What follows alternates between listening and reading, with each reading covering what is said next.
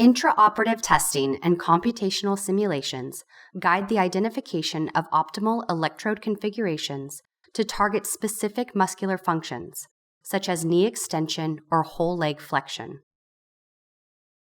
These movements are induced by delivering bursts of stimulation through the selected electrode configurations.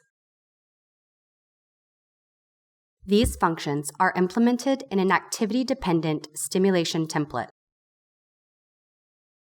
A user-friendly stimulation scheduler allows rapid adjustment of the timing and amplitude of the stimulation.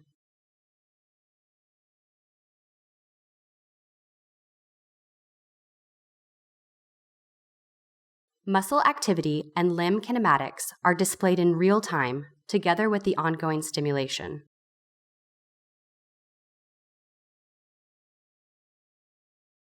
Within 1 day, the 3 participants with complete sensory motor paralysis are able to produce independent steps on a treadmill.